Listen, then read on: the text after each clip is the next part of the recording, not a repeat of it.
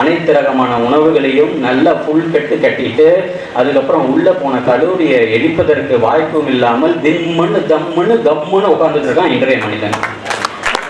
நம் உணவில் சார்ந்து செய்யக்கூடிய முதல் தவறு மீதூன் விரும்பேல் அப்படின்ற பதத்தை எல்லாரும் கேள்விப்பட்டிருப்பீங்க. அதிகமா சாப்பிடக்கூடாது அப்படின்ட்டு அந்த காலத்திலேயே மீதூன் விரும்பேல்னு சொல்லியிருக்காங்க. அப்போ இந்த காலத்துக்கு அந்த மீதூன் விரும்பேலை எவ்வளவு நீட்டி நிறுத்தி நம்ம சொல்லணுன்றதை யோசிச்சு பாருங்க.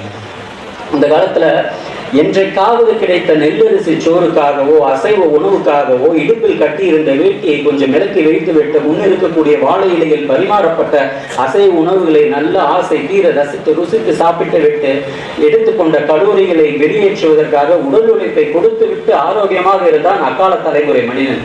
ஆனால் இன்றைக்கு இருக்கக்கூடிய மனிதன் சாப்பிடக்கூடிய ஒவ்வொரு வேளையிலும் நிறைய சாப்பிடணும், சுவைக்கு அடிமையாக நிறைய சாப்பிடணும் அப்படின்ற காரணத்துக்காக தட்டில் இருக்கக்கூடிய அனைத்து ரகமான உணவுகளையும் நல்லா ஃபுல் கட்டு கட்டிட்டு அதுக்கப்புறம் உள்ள போன கலோரியை எரிப்பதற்கு வாய்ப்பும் இல்லாமல் திம்முன்னு தம்முன்னு கம்முன்னு உட்கார்ந்துட்டு இருக்கான் இன்றைய மனிதன். இதுதான் நிலைமை. இது ஒரு சிறு எடுத்துக்காட்டு. அரை வயிறு சோறு கால் வயிறு தண்ணீர் கால் வயிறு காலியா இருக்கணும்னு சொல்லி நம்முடைய மரபு பேசுது. ஆனால் நம்ம அதை பின்பற்றோம்னா முழு வயிறு சோறு அதன் பிறகு தண்ணி அதன் பிறகு உவை, இதான் சூழல். இதுவும் இன்றைக்கு இருக்கக்கூடிய சூழல். நம்ம எல்லாருமே சொல்றோம் ஜப்பானிய உணவியல் முறையை பின்பற்றணும், அவங்களுடைய ஆயுள் நீட்டித்திருப்பதற்கான காரணம் அவங்க நல்ல உணவு முறையை பின்பற்றுறாங்க. அது என்னன்னா பசித்து புசி அப்படின்ற காரணத்தை அந்த விஷயத்தை அவங்க பின்பற்றுவாங்க. கூடவே வறுத்த உணவுகளை அவங்க அதிகமாக எடுத்துக்க மாட்டாங்க.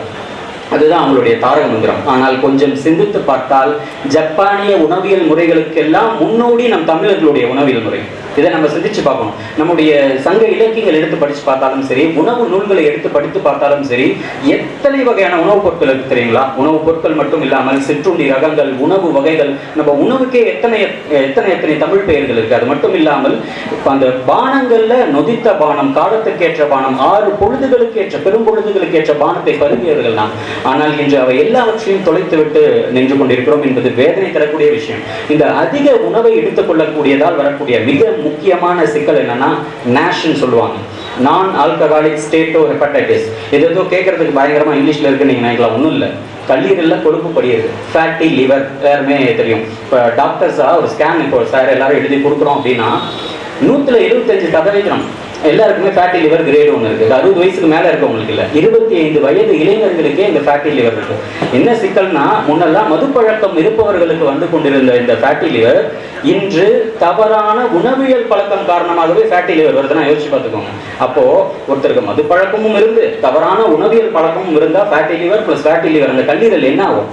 அப்படிதான் இன்னைக்கு ஆயிட்டு இருக்கு. அதுதான் நிலைமை.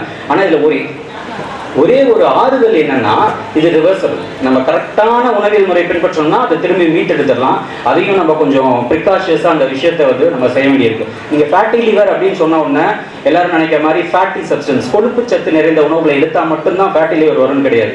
நீங்க அளவுக்கு மீறி கார்போஹைட்ரேட் மாவுச்சத்து நிறைந்த பொருளை எடுத்தாலும் ஃபேட்டி லிவர் வரும். ஆனா நம்ம கொஞ்சம் சிந்திச்சு பார்த்தோம்னா 3 வேளையும் சரி, அதன் பிறகு 3 வேளை சாப்பிடக்கூடிய சிற்றுண்டி ரகங்களும் சரி, எல்லாமே கார்போஹைட்ரேட்.